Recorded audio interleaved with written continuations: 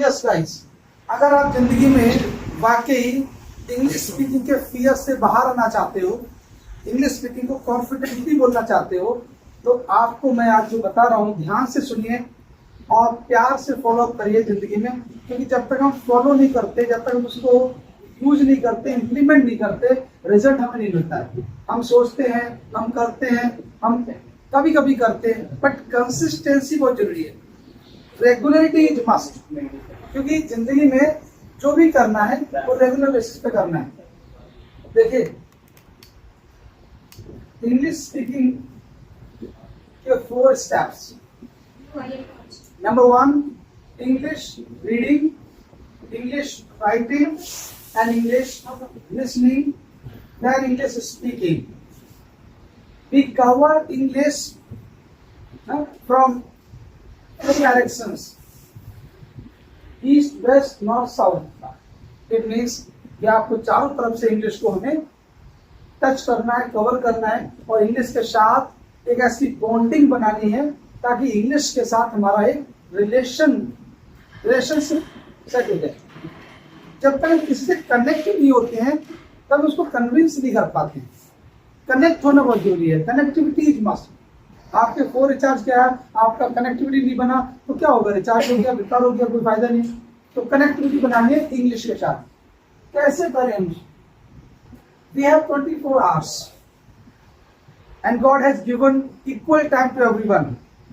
Most of the people are wasting the time, but a few people are utilizing and investing the time for the best purpose of their life.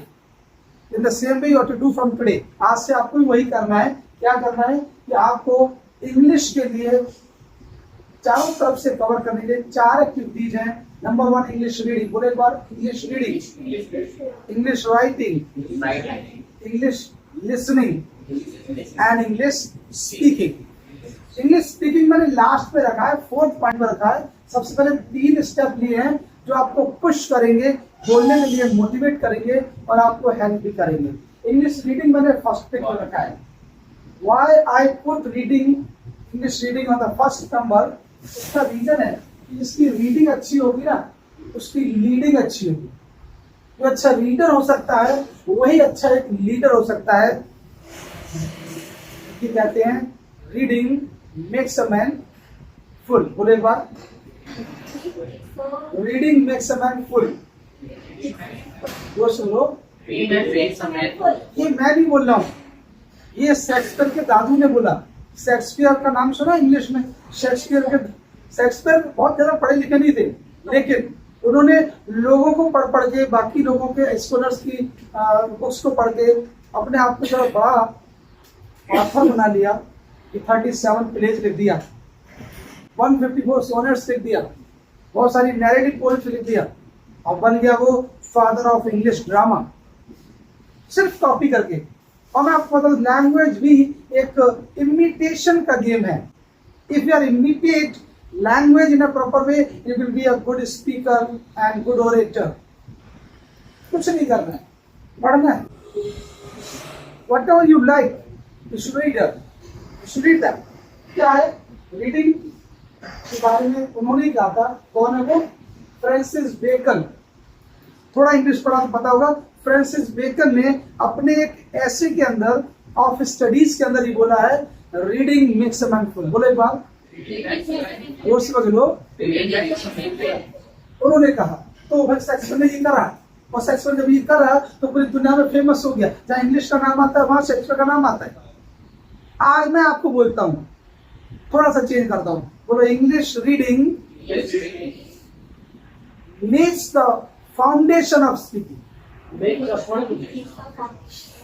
Reading makes the foundation of speaking. मतलब बोलने का जो foundation बनता है वो reading से बनता है। रीडिंग को हल्के में नहीं लेना। Reading makes the foundation of speaking. तो बोलो, reading makes the foundation of speaking. कटा कर दो, reading makes the foundation of speaking. अगर आपने रीडिंग करने का हैबिट बना लिया और आप पढ़ रहे हैं, रेगुलर पढ़ रहे हैं, चाहे थोड़ा पढ़ रहे हैं, तो आपका रीडिंग जो स्किल है वो आपका स्पीकिंग का बेस बना ही देगा। अगर उसका बेस अच्छा है और जिसका बेस अच्छा है, उसका फेस अच्छा है, उसका कॉन्फिडेंस अच्छा है, वो फ्रैंकली बोलता है, फियर रिमूव हो जाता है। और English speaking is not the problem, actually fear of English is the problem. Fear दूर कैसे होगा? रीडिंग। और रीडिंग करने के मैंने 5 टिप्स आपको दिए हुए, उनकी तरह से पढ़िएगा। एक होता है रीडिंग, यूं ही पढ़ लिया, ऐसे ही पढ़ लिया, जैसा आता है वैसा पढ़ लिया, बट आपको आज से पढ़ने में थोड़ा सा चेंज लाना है और अपनी रीडिंग को नेक्स्ट लेवल पे लेके जाना है, जैसे बोलते हैं क्वालिटी रीडिंग। क्या बोलते हैं? हाँ, रीडिंग को आप लेके चलेंगे क्यूआर लेवल पे।